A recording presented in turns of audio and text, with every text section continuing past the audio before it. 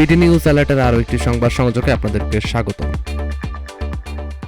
জামায়াত একটি ভয়ঙ্কর নীল নকশার মধ্যে রয়েছে বলেছেন রিজভী। বিএনপি সিনিয়র যুগ্ম মহাসচিব রুহুল কবির রিজভী বলেছেন, জামায়াত একটি ভয়ঙ্কর নীল নকশার মধ্যে রয়েছে। জামায়াত নেতার ভারতের সাথে যুদ্ধের ঘোষণার কথার পেছনে অন্য কোনো উদ্দেশ্য রয়েছে।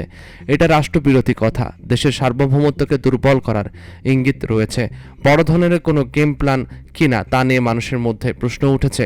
যুক্তরাষ্ট্রের নিউ ইয়র্কে এক অনুষ্ঠানে জামায়াতের ইসলামের নায়েব আমির ডক্টর সৈয়দ আব্দুল্লাহ মোহাম্মদ তাহিরের বক্তব্যের প্রতিক্রিয়ায় সোমবার 29 সেপ্টেম্বর রাজধানীতে এক অনুষ্ঠানে তিনি এসব কথা বলেন। খাগড়াছড়িতে চলমান অস্থিরতা প্রসঙ্গে বিএনপির রুহুল কবির রিজভী বলেন, পাহাড়ে হঠাৎ অশান্তি মানুষকে ভাবিয়ে তুলেছে। এগুলো কোনো বিচ্ছিন্ন ঘটনা নয়, এটার পেছনে মাস্টার প্ল্যান থাকতে পারে। সুষ্ঠু নির্বাচন নিয়ে সংখ্যার কথা জানিয়ে তিনি আরও বলেন, অভ্যুত্থানের পর প্রশাসনের গুরুত্বপূর্ণ পর্যায়ে জামাত শিবিরে কর্মীদের বসানো হয়েছে। তাদের অধীনে নির্বাচন নিয়ে শঙ্কা রয়েছে বলে মনে করেন তিনি।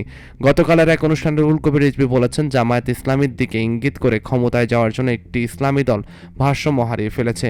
জামায়াত কড়া সমালোচনা করে তিনি বলেন, জামায়াত ইসলামীর রূপ ও নাম পরিবর্তনে মানুষে ভালোভাবে নেয় না। জামাতের নাম দেখে মনে হয় পৃথিবীর অন্য দেশেও তাদের শাখা আছে, বাংলাদেশ তার মধ্যে একটি। সম্প্রতি জামাত নেতার দেওয়া ভারতের বিরুদ্ধে 50 লাখ লোক নিয়ে যুদ্ধের হুমকি প্রসঙ্গে রিজভী বলেন, তাদের কথা ও কাজের মধ্যে মিলে নেই। ক্ষমতার জন্য মানসিক ভারসাম্যহীন হয়ে পড়েছে তারা। এসব প্রতারণাপূর্ণ কথাবার্তা। তিনি বলেন, আমাদের সম্প্রতির শিকড় এত গভীরে যে এটা সহজে উপড়ে ফেলা যায় না। বাইরে থেকে নানা ষড়যন্ত্র করা হলেও আমরা একযোগে কাজ করছি বলে তারা ব্যর্থ হচ্ছে। সনাতন ধর্মাবলম্বীদের শারদীয় শুভেচ্ছা জানিয়ে রিজভী বলেন, কোনো সম্প্রদায় যখন অন্য সম্প্রদায়ের সঙ্গে বসবাস করে তখন ওই সম্প্রদায়ের বড় উৎসব সবার উৎসবে পরিণত হয়।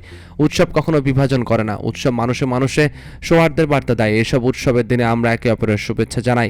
বিএনপির নেতা আরও বলেন, ধর্ম আলাদা হলেও আমাদের জাতিসত্তা এক। রবীন্দ্রনাথ, নজরুল, লালন আমাদের সবার।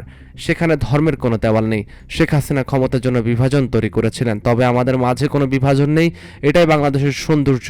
সব ধর্মের মানুষ একসঙ্গে কাজ করছে বলেই সব চক্রান্ত নস্যাৎ হয়ে যাচ্ছে।